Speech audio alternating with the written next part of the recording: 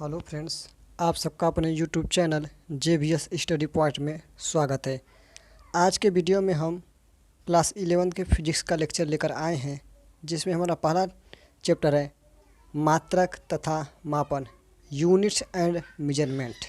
चलिए फिर शुरू करते हैं। हमें अपने लेक्चर को देखते हैं कि इसके अंतर्गत हमको क्या पढ़ना है। चलिए फिर अपने लेक्चर को हम आगे बढ़ाते हैं, देखते हैं क्या। हमारा पहला टॉपिक है भौतिक राशियाँ, फिजिकल क्वांटिटीज। देखते हैं कि क्या होता है। ऐसी राशि जिनका प्रत्यक्ष अथवा अप्रत्यक्ष रूप से मापन किया जा सकता है भौतिक राशि कहलाती है। अब देखिए यहाँ पर आया कि वे राशि जिनका मापन हम प्रत्यक्ष तथा अप्रत्यक्ष रूप से मतलब डायरेक्ट या इनडायरेक्ट विधि से कर सकते हैं, ऐसी राशि को हम क्या कहते हैं? भौतिक राशि कहते हैं। जैसे है द्रव्यमान, लंबाई, समय, ताप तथा इत्यादि। इन राशियों का मापन हम क्या कर सकते हैं? डायरेक्ट भी कर सकते हैं, इनडायरेक्ट भी कर सकते हैं। जैसे कि हम कभी जाते हैं बाहर घूमने तो हम टैक्स देते हैं। जैसे हम कुल टैक्स भी देते हैं। मतलब क्या होगा, यदि अपने एरिया को चेंज कर दूसरे के एरिया में जाते हैं तो हमको टोल टैक्स देना पड़ता है। जैसे अब यहाँ से जाएंगे इलाहाबाद तो रास्ते में हमको टोल टैक्स देना पड़ता। ये क्या हो गया? ये तो हमारा हो गया डायरेक्ट हो गया कि हमने वहाँ पर टैक्स दिया डायरेक्ट। लेकिन हम सामान जो खरीदते हैं उस पर भी हम टैक्स देते हैं, लेकिन हमको मालूम नहीं होता कि उस पर हम टैक्स दे रहे हैं। तो इससे क्या पता चला? ऐसे ही हम राशियों का मापन करते हैं, क्या डायरेक्ट कर या इनडायरेक्ट, मतलब प्रत्यक्ष या अप्रत्यक्ष रूप से करते हैं, तो उसे हम क्या कहते हैं? भौतिक राशि कहते हैं।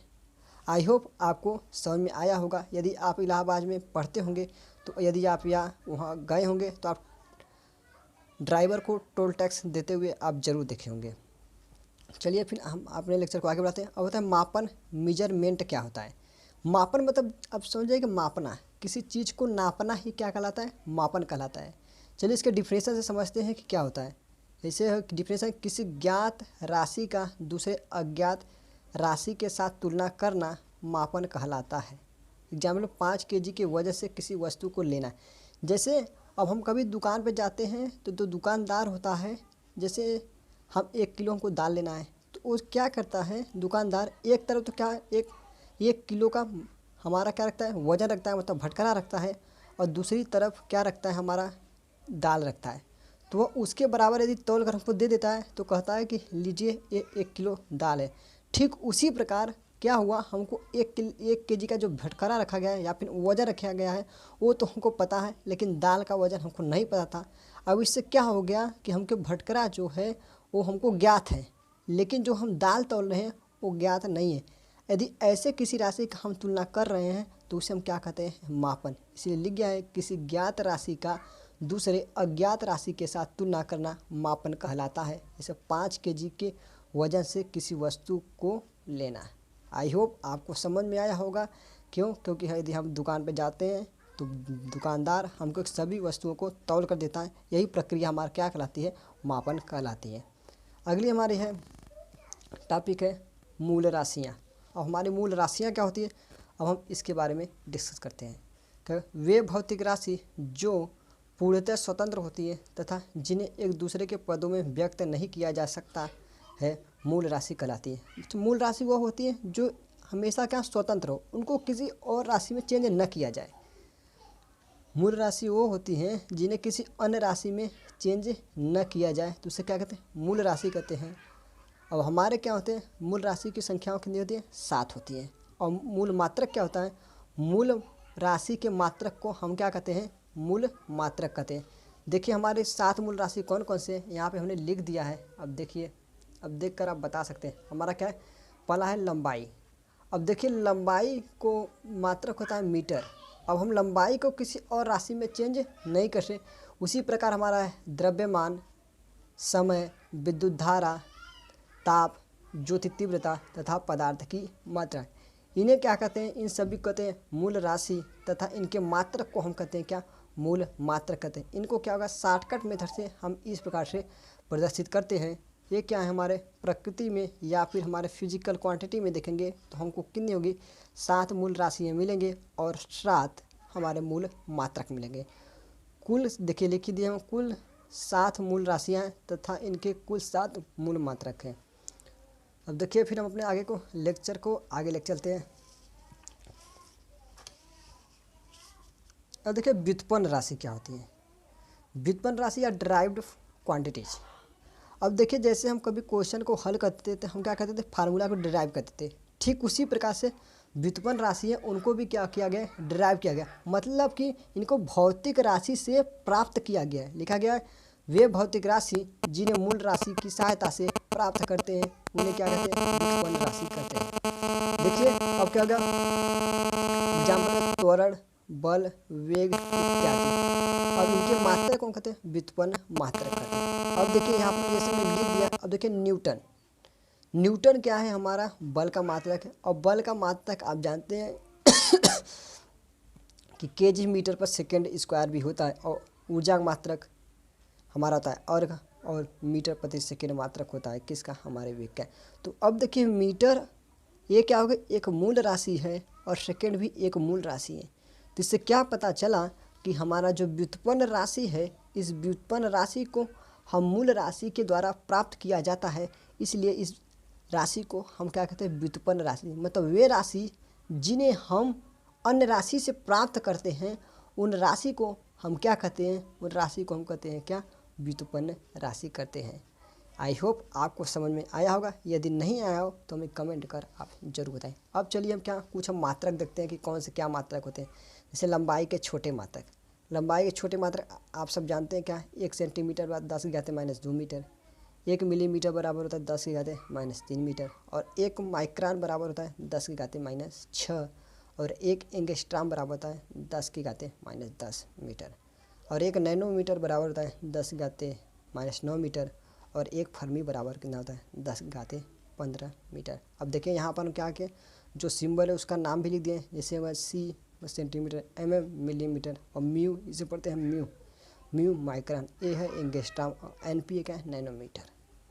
अब ऐसे ये क्या है, लंबाई के बड़े मात्रक 1 किलोमीटर या फिर 1000 मीटर, 1 मील बराबर होता है क्या, 1604 मीटर, और 1 AU मतलब खगोलिक यूनिट बराबर है 1.4960 × 10⁻11 मीटर।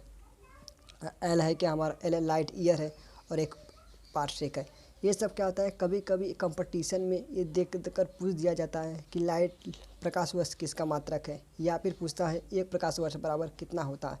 ये कुछ है नहीं, आप सब आसानी से लर्न कर दीजिए, बस बहुत है इतना। हमको क्या, बस इसको लर्न करना है। अब देखिए इसमें ये 1 इंच में कितना, 0.0254 मीटर, या फिर 2.54 सेंटीमीटर होता है। 1 फुट में 12 इंच, या फिर 0.3048 मीटर। 1 गज में होता है 3 फुट। अब ऐसे ही कर हम क्या कर दिए, सब वैल्यू को निकाले हैं।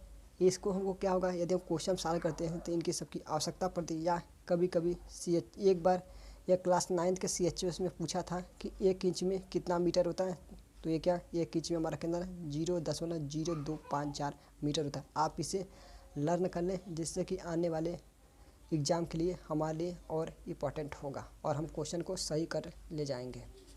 चलिए फिर अब अगला देखते हैं कि हमारा क्या है।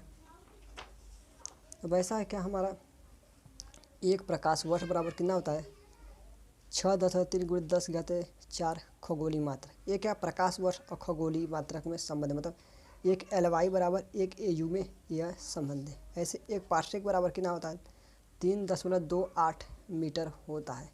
ऐसे द्रव्यमान के बड़े मात्रक क्या होता है, अब जानते हैं क्या, 1 ग्राम में 10 की घात -3 kg, 1 मिलीग्राम में 10 की घात -6 kg। अब ऐसे कर हम क्या, 1 कैरेट बराबर 20 मिलीग्राम। अब 1 एटॉमिक मास यूनिट बराबर 1.67, या फिर 6 × 10 की घात -27 kg। ऐसे इसके बड़े मात्रक हमारे क्या हैं, 1 स्लग बराबर 14.57 kg, 1 क्विंटल बराबर 100 kg, और 1 मीट्रिक टन बराबर कितना, 10 क्विंटल, और 1 चंद्र सीमा बराबर 1.4 × सूर्य का, मतलब सूर्य के द्रव्यमान में यदि 1.4 से गुणा कर देते हैं तो हमारा क्या होता है, 1 चंद्रशेखर सीमा की वैल्यू पता हो जाती है। अब हमारा क्या है, एक समय का मात्रक। अब देखिए 1 मिली सेकेंड बराबर कितना होता है, 10 की घात -3 सेकेंड, और 1 माइक्रो सेकेंड मतलब अब जानते हैं, पीछे बताएं, 1 माइक्रोन बराबर कितना, 10 की घात -6, मीटर। ऐसे 1 माइक्रो सेकेंड बराबर 10⁻⁻6 सेकेंड। 1 नैनो सेकेंड बराबर कितना है 10⁻⁻9 सेकेंड। और 1 पीको सेकेंड बराबर कितना है 10⁻⁻12 सेकेंड। 1 सेक बराबर होता है 10⁻8 सेकेंड। और 1 वर्ष में हमारा कितना होता है 365 दिन। आई होप ये सब आप जानते हैं। या फिर 3.156 गुणे 10⁻7 सेकेंड होता है। अब देखिए अब कुछ मापन की कुछ प्रणाली है। उस प्रणाली को क्या होता है हमको लर्न करना पड़ता है, क्योंकि जब यदि अगले वाले चैप्टर में हम बीमा पढ़ते हैं, बीमी विश्लेषण, तो मैं कहता है कि इस क्वेश्चन को MKS से CGS में, CGS से MKS में चेंज कीजिए। तो इसके लिए हमको क्या होगा ये मालूम होना चाहिए कि हमारे क्या मात्रक की कितनी पद्धति हैं। तो चलिए देखते हैं। मात्रक की कुल क्या है 4 पद्धति है। एक है CGS, एक है FPS, एक है MKS। इसे मीट्रिक प्रणाली भी कहते हैं। चलिए अब देखते हैं क्या होता है। देखिए CGS कहता है सेंटीमीटर ग्राम सेकंड।